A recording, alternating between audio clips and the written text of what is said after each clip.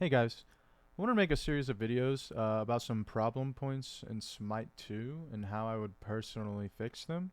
I want to do this because I'm actively trying to pursue a career in game design and I want to just start getting my ideas out there and just trying to show that I have good knowledge on, how to work on games, good ideas, just stuff like that.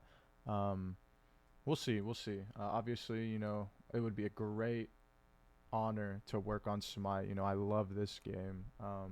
So if that is able to happen, that would be amazing. But that's kind of like my overarching goal, and this is just kind of the medium to do so. But I do love talking about SMITE, so let's get into it. I mean, I don't want this to be a hate video talking about how shit SMITE is. I don't want it to be a hate series at all. So I just want to provide a constructive conversation, constructive criticism, and with some solutions that I personally think are good. So before we get into that, I actually want to start with some good because, like I said, I don't want this to be negative. I want to give praise where praise is due, and that's with SMITE 2. Now, I know a lot of SMITE 1 players do not like SMITE 2, and I personally, I don't get why. A lot of people say that like the art style or like the new items, like all of that stuff, they don't like it. I love it. As somebody who is an avid MOBA player, I have thousands of hours on Smite League. I've dabbled in Dota 2. I've played Heroes of the Storm. I've played Pokemon Unite. I've played Deadlock a bunch, Paragon. I mean, you name it. If there's a MOBA on the market, I've probably played it. I love MOBAs, and I think Smite 2 implementing a lot of these like actual MOBA mechanics, such as active items. I think it's a great. I think it's great.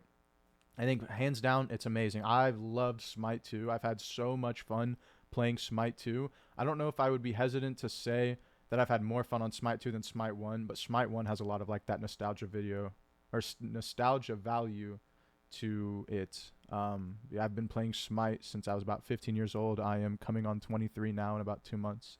So I've been playing Smite for like 7, 8 years, whatever, how much that is. I've been playing Smite since I think late season 3, maybe early season 4. For you Smite unks, I mean, I've been playing since Deathbringer was blue. So, I've played the game for a while. And I think I know the good and the bad about Smite personally. But let's get into the praise, okay? Or I guess more praise per se. One of the things I really wanted to hammer on was the heal rework that they just recently did in Smite 2. For those of you who aren't actively keeping up with it, they removed or not removed, they reworked every single item in Smite that would buff your healing output in any way. So they reworked Asclepius, so it doesn't do that anymore. They took out Typhons. There's no heal boosting, but there's also no anti-heal. And I personally, I think from a game design standpoint, that's amazing. I think it's absolutely amazing what they've done because they've reworked these anti-heal items into a more productive thing rather than anti-healing, rather than directly nerfing the game strategy of certain gods. Like if you pick Aphrodite, if you pick Anubis and the enemy team builds anti-heal, then a lot of your character is just completely dead in the water, useless. So like anti-heal is either too good and you build it and then healers feel like shit, or anti-heal is too bad and you don't build it, or you build it and it doesn't do enough and then healers are really good in meta. And I think it's a very polarizing balanced choice. It's really hard to work around, and I think the way they altered it to where rather than directly nerfing the healing itself, you just get buffed from them healing near you. I think it's amazing. Like brawlers doing that, Contagia doing that, like you're not taking any value away from them. You are just gaining more value yourself for them healing. And I think that's just an amazing idea. I think whoever came up with that in Smite, I think that is just such a great idea, and I really could not praise it enough. But anyways, now that I've glazed a little bit, if you want to say, I do want to get into the meat and potatoes of the video. Now, like I said before, I want this to be a series. I want to cover various topics, but I want to kick it off with what I believe I am the most qualified to talk about, which is my one-trick god in the game, which is Loki. Now, you probably don't really know who I am because I haven't really been a potent person within the Smite scene. But like I said earlier, I have been playing Smite since early season 3, since I was about or not early season 3, sorry, late season 3, early season 4. since I was about like 14, 15 years old. Like I said, now I'm almost 23. Um, I have played a vast majority of that time on Loki. He's been my favorite god ever since I stopped one-tricking Bakasura. Not to say that I haven't played other gods. I've played a lot of other gods, but, I love Loki. Nothing's really replaced that itch in my head. And, I always come back to Loki. Um, the rework was a really sore spot. I think that they kind of took that in a bad spot, but I'll get to that later. I do want to clarify first before we get into actually talking about Loki. I by no means am trying to say that Loki is weak. Loki is not a bad god. Loki's actually a very good god. And if you look at the statistics, last patch in Conquest, Loki had a 54% win rate, which is good. I mean, in a MOBA, a 54% win rate is good. For those of you who don't understand statistics, that means last patch, if somebody picked Loki against you, you had a 46% chance to win the game on paper. I mean, now obviously that's not exactly how it works, but you get the point. Loki isn't weak. Loki's not a bad god. He's actually a pretty good god. And there's some reasons for that, but I think in general he just feels horrible to play. I think he feels incredibly bad to play, and I want to get into that why. So yeah, let's start talking about it. We're going to start with Loki's passive. Loki's passive is called Behind You, and it is a pretty mediocre passive, but it gets the job done. You get extra damage for hitting somebody from behind. It's a flat 115%. It's not bad. I wouldn't say it's a great passive, but I mean, it's a good passive. It just gives you flat damage buff for doing a proper flank, hitting someone from behind. Like, that is good. And it can proc off of your 3, and then you can backstab them from anywhere as long as you blind them with a 2, but that's kind of a different thing. I think the main problem with the passive isn't the actual functionality of the passive. I think it's because they took away the hit feedback. For those of you who have never really played Loki in Smite 1 or didn't play him a whole lot, you used to backstab and you would get a different damage number icon. It would be like this big red blood stain on a knife, and it would tell you like this big number. It would be a bigger number, and it made the hit feedback feel really good. It made your backstab feel impactful. In Smite 2, you don't really feel it. Like, you can see the damage increase, sure, if you know your damage, but you don't really feel it. And I think it's important for them to feel it. Like, I think you should bring that hit design back to what it was in Smite 1 so you can really feel the oomph of that backstab. I think that's how you make it just feel better. Like I said, I don't think it's bad. I think it could just feel better. They kind of took away the magic from Smite 1 on that ability. But, yeah. I think Smite 2 actually has a big problem with that. I think that's one of the main issues of Smite 2 for me, is it feels like the hit feedback was kind of just overlooked. I think the hit feedback for a lot of characters and their auto attacks felt great in Smite 1, and for some reason it's just not really transferring as well into Smite 2. And I kind of want to know if anybody else feels like that, or is it just me? Do you feel like the hit feedback is good, or do you think that it just kind of lacks from Smite 1? Because I feel like it lacks. But anyways, enough blabbering. Let's move on here to Loki's first ability, which is Vanish. Now, Vanish is the main contention point for Loki in just about any discussion. Everybody hates the Invis. As somebody who loves playing Invis characters in just about every game he touches, everybody hates Invis. It doesn't matter what game you're playing. People do not like Invis. They don't like what you can't see. They don't like having to think about it. They don't like having to fight against object permanence. And I understand that. But I personally think the mind games you can play with invisibility characters in any game is just so fun. I think it's such a fun way to play the game, and I get how it can be frustrating from a more casual setting, but MOBAs are not really casual games. MOBAs are definitely a hardcore game.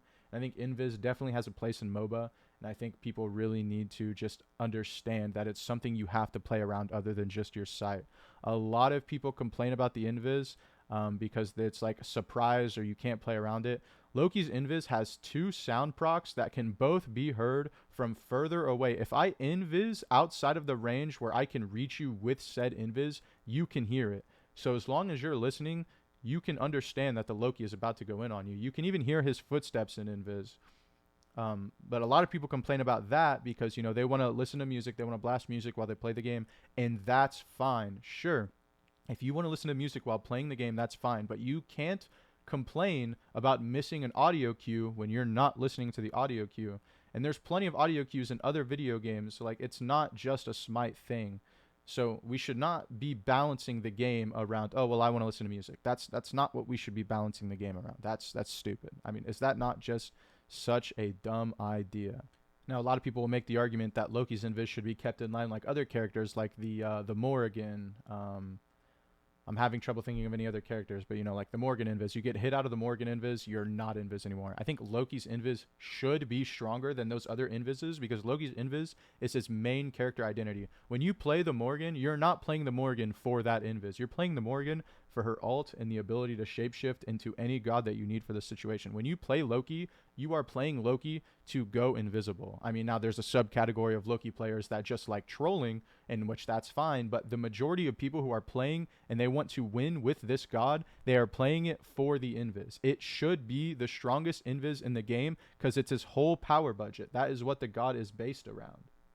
Now, the audio cue off the beginning of the invis, I think actually makes the invis kind of weak in terms of being an invis, but I think that's good, and I want to explain why. I think it needs to be weak because if it's too strong, then you get into that actual surprise mechanic, and people don't like that, and I get that. You shouldn't have to just, somebody pop up into thin air and kill you. That should not be a thing. That's not fun to fight, and I agree with that. I think the sound cue is good. It tells people when you are coming, and a good Loki player can play on that. You can condition the enemies to believe that you are going to do something, and then randomly you can snap and do something else. It's a lot of mind gaming. It's a lot of very high skill expression, and I think a lot of people say that the Loki invis is very brain dead, and it's just not brain dead at all. It's actually one of the most skill expressive mechanics in the entire game because, you can pop the invis, they hear you go invis, they're scared, and then you don't go in, and then they're like, where? Or like you can pop the invis and they hear you and they're like thinking that you are going to run at them, and then you just go to the entire map. They don't even hear you de-invis, and it's like, it's just a very good thing that you can play a lot of mind games with. There's a very high skill ceiling to Loki invis. In Smite 2, they added a mechanic where Loki invis actually resets on a kill, and I think that this reset actually pushes Loki into being a very good character. This reset is insane. Now, when Smite 2 first dropped, it reset on kills and assists, and that was completely broken. I like that they toned it down to the kill rather than just removing it entirely, because with that reset, it makes or breaks your fights. Now, you can argue that securing a kill is a skill in its own right. I will say it feels horrible when I don't get the kill. When I'm on somebody and I'm about to get my invis reset and then my teammate ends up killing them, that feels horrible. It often leads to like a death or having to leave the fight, which might as well be a death anyways. Now, as much as a Loki player, I would love for them to bring the assist reset back. I don't think that was healthy for the game, and I'm fine with it being what it is now. It's a good ability. I think this ability just doesn't really need touched at all. I think it's amazing. It's in a great spot right now. I would not touch it at all. I think we should keep this ability exactly how it is. It's perfect. Mwah. Now getting into Loki's second ability, which is called Agonizing Visions. I hate this ability, okay? Now, don't let the fact that they call it an ability fool you. This is not an ability. Agonizing Visions is a glorified auto-cancel that procs your items once, maybe twice. And it probably can't even proc it twice because the item you're trying to proc only procs once per target per ability. This ability might as well heal the enemy. In its current state, it is laughably useless. It doesn't clear, it doesn't do damage, it feels absolutely awful to use this ability at all on Loki, and it's annoying to play against, which I think kind of marks bad design in a way. I mean, if something is not fun to use, not impactful to use, and is still annoying to play against, surely we got something wrong.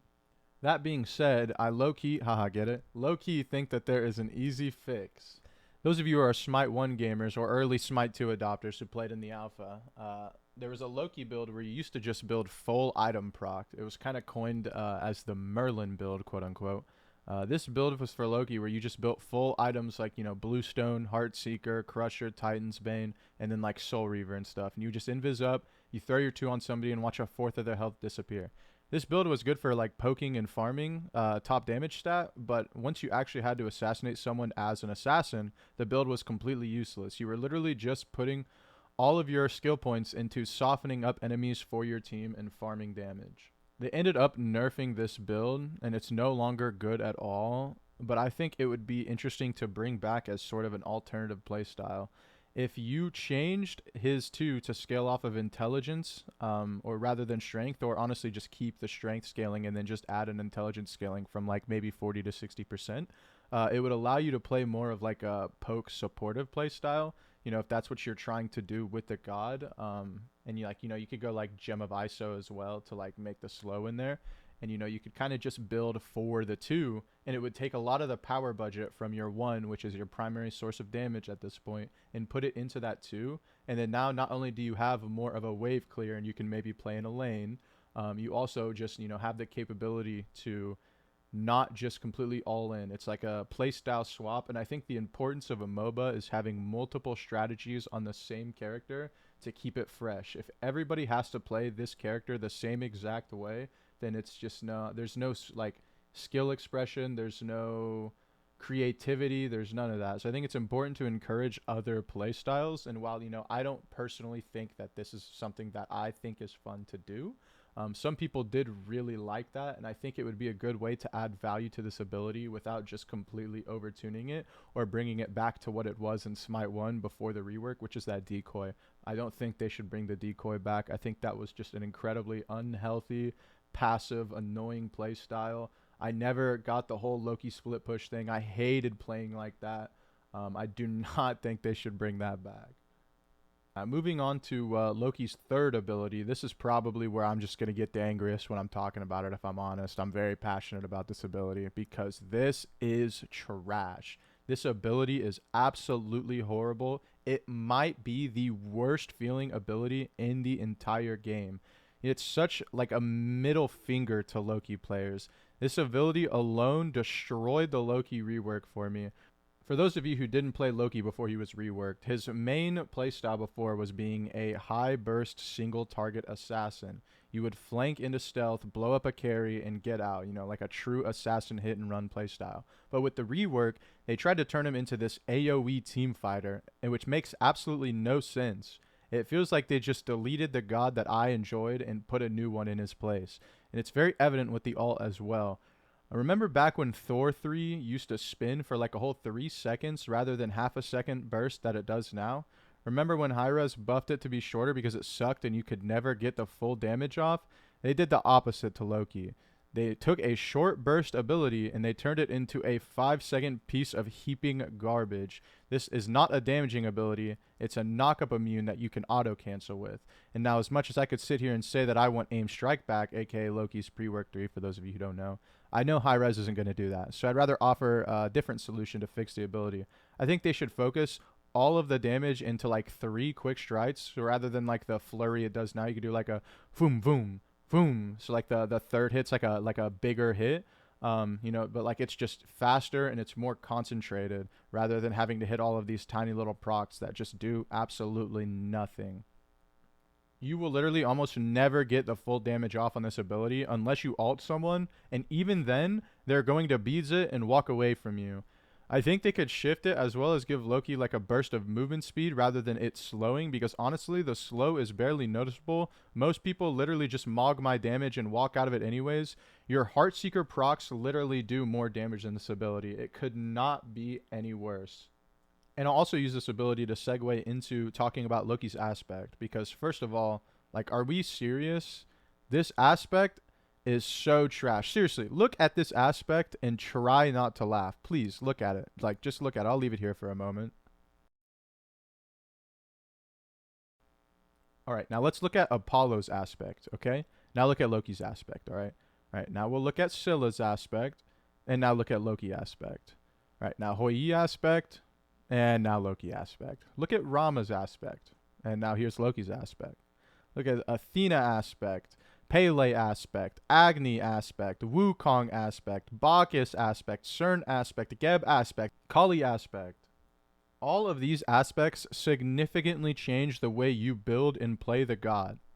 Loki's aspect removes your damage for a useless gimmick. Invising your allies never matters unless you are in a pre-made and you're doing some kind of meme strategy, but even then, why would whoever wants that invis not just go Helm of Darkness? It's completely useless. Anytime you invis anybody, more often than not, they are going to cancel that invis with an auto attack or an ability. I really just can't see what Hi-Rez is going for here. It honestly kind of just feels like, sorry guys, I couldn't think of anything else kind of aspect. Like, why are we giving a burst assassin a support aspect? Like, what are we trying to do? Are we trying to put Loki in the support role? In which case, that's horrible. I mean, who is the aspect for? Who is sitting there playing Loki thinking, man, I wish I could invis my teammate and not do as much damage? They changed the only ability in Loki's kit that is perfectly fine. Like, I don't know why they wouldn't use the aspect to change any other ability. Not to mention, your one is already basically your only damage ability, and they're taking that away. You might as well be an archer minion, but actually an archer minion would do more damage. I think the aspect could lean into more of an assassin playstyle, since we know we're kind of taking that away from him on base. I mean, even though I think they should add it back to him on base, at the very least we could have the aspect buff something else. Like, the aspect could make his ult be a single target, single instant damage again, like it was before the rework, but make it do bonus damage and maybe no CC, and maybe if they're low enough, it executes them. And then you can also make it so where it's not like a combat blink or something to balance the fact that it now does a bunch of more damage. Or if you want an aspect that's similar to like Hun Bats or like Thana aspect, where you want to make him more tanky into like a solo laner play style, you could have an aspect that decreases the scaling on Flurry Strike and maybe makes the slow stronger, or trading it entirely for some kind of auto attack stim if you want to turn it into something kind of like an Amaterasu. You could also make it so his 2 does extra damage against minions, so you can actually clear waves, because you can't play Loki in solo because he can't clear waves. So it kind of just forces him into the jungle. You can't play him in lane. You have no wave clear. But if you give him all that, then you could justify maybe removing the damage off of his invis auto, but even then, like, that's still your only damage. But it would bring him more into a tanky in-your-face god, rather than just, you know, nerfing his damage entirely and giving him absolutely nothing of value. Speaking of the idea of it being an auto attack stem, you know, I want to also segue into something else, which is Loki's auto attack chain. Loki has one of, if not the worst auto attack chains in the entire game. You have one real auto, and then 3 of these rapid fire sissy autos that do no damage, and then you have a 10-hour windup on an auto that you are never going to hit because you are slowed because you're auto attacking through this whole chain, and they're just going to walk away from you. You have absolutely no sticking power through your autos at all, unless you want to build like Fatalis, but why are you building Fatalis on Loki? It's not worth building into, but unless you build into it, it's completely useless. I mean, you could also tie that into potentially an aspect where, like, instead of having the damage on the 1, maybe the 1 gives you haste for a few seconds after you come out of invis. Then you could shift him into more of like an auto attack character rather than an ability burst. Also, I do want to take a quick moment to point out, not to bash on Hi-Rez, but just because I think it's absolutely hilarious. Do you guys remember in SMITE 1 where they nerfed Loki's auto attack chain? They nerfed his auto attack chain. Has that ever happened to any other god in the history of SMITE ever? Do you guys not remember that? Remember when he did 1x on his autos and then they nerfed it down to 0.75 because they wanted to like nerf his auto attack cancels or whatever? Like, seriously, has that ever happened to any other god ever? Is that not just the most bizarre nerf you've ever seen in your entire life? Anyways, on to Loki ult. The ult feels so bad. It feels so bad. It does literally nothing except for burn beads and follow a dash. Alright, so for this next little segment, let's keep in mind that Loki's ult is called Assassinate, okay? Now I'm going to pose a multiple choice question for you. What should an ability called Assassinate do? Should it A, be an AoE CC ultimate, B, assassinate a target, or C, shake your dreads? Now, if you said B, assassinate a target, you might be forgiven for assuming that the ability called Assassinate would assassinate somebody. What it actually does is A. It's a CC AoE ultimate. It does minimal damage, and to drive home how shit the damage on this ultimate is, I'm going to throw another little segment down here. So let's play a game. Which tank ultimate does more damage than Loki ultimate? Contestant number 1, Sobek ult, which, quick side tangent, am I insane, or did Sobek ult used to be called River's Rebuke? I swear it was called River's Rebuke. Like, this has to be some kind of Mandela effect. I Googled it while writing the script for this video, and I swear there's nothing on Google about it. It's all Yamoja. Yamoja's ult is apparently called River's Rebuke. Am I insane? I swear it used to be called River's Rebuke. But anyways, I'll throw the ability up on screen now. Sobek ult does more base damage and scales harder than Loki ult, as well as being a lane-wide slow and executing low health enemies. This is a tank engage support, by the way. Next contestant, we have Athena ult. Now, this is another tank engage support with a global teleport ultimate that gives a massive shield to your allies. This ability also has more base damage and more scaling than a Loki ult. Next up, we have Herc ult, which, again, you guessed it, does more damage than Loki ult, which also has a bonus, has a lower cooldown, and can hit multiple times. All right, next up, we have Wukong ult, which surely this doesn't do as much damage as a Loki ult. I mean, you know, it's a get-out-of-jail-free card that gives you a second health bar, but apparently it also does more damage than Loki ult, both base and with scaling. Next up, we have Mordred ult, which is an insane gank tool. It's a get-out-of-jail-free card. You can go through any wall in the game. You can gank from any angle when you're roaming or in jungle. And yes, it still does more damage than Loki ult. All right, let's not waste any more time. Let's hit a speed round real quick, okay? Mulan ult, more damage. Achilles ult, more damage, and can execute as well as resetting on kill. Chalk ult, massive AoE silence, more damage. Ganesh ult, more damage, even when building full tank. Kabrakan ult, more damage. Ares ult, one of the best teamfight ults in the entire game, still does more damage. Yamoja ult, again, one of the best teamfight ults in the entire game, more damage. Last but not least, Geb ult. It does more flat damage and has no scaling, but does 15% current health damage, which if you engage with it, aka what you should be doing, that 15% is going to outscale anything Loki's ult can do. And now I'm framing this as a joke, and that's because it is.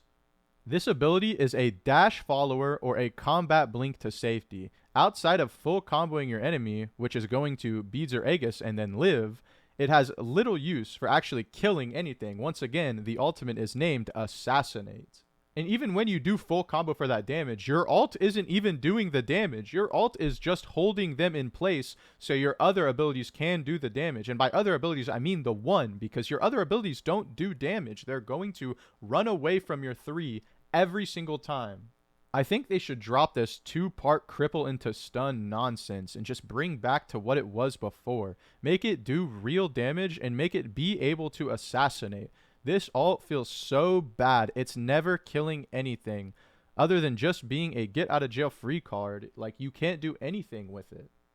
But anyways, guys, I mean, that's honestly all I kind of had in terms of, you know, the problem points of Loki's kit. Like I said in the beginning, I don't think Loki is weak. I don't think Loki is bad. I think Loki is a pretty strong god. I think he just feels horrible to play. I think they've completely muddled up the actual power fantasy of Loki and the play style that he should have into this just weird abomination that just doesn't feel like he's getting anything done unless you just have like these perfect scenarios or unless you're playing cracked out of your mind. The effort to reward on Loki just simply does not feel there. You have to put in so much effort to just get minimal value out of this god, and it's just so unfun to play. I mean, I still enjoy Loki because it's Loki. I love playing Loki, but he just feels like a shadow of the god he used to be. And especially if you play anything other than Conquest, don't even think about it. This god is straight D tier outside of Conquest. It's horrible. You can kind of get away with him in Joust if you build like a tanky build, but even then, you're just going to get way more value building tank on any other character. Like, it's just completely useless. But anyways, you know, like I said, I want this to be a discussion. So if you don't agree with what I'm saying, please leave a comment down below. I'd be happy to talk about it. You know, I don't want this to be like a you're right, I'm wrong, or I'm right, you're wrong, you're stupid kind of video. Like, I just want to have a discussion about the god that I love so much that I feel has just been kind of hollowed to nothing. Like I said, he's good. He's a good god. He does good things. Like, you can win with him. It just feels horrible the whole time. But anyways, yeah, let me know what you think of my ideas below. You know, yay or nay. These ideas are trash. These ideas are good. And you guys, thank you guys for listening to my little rant.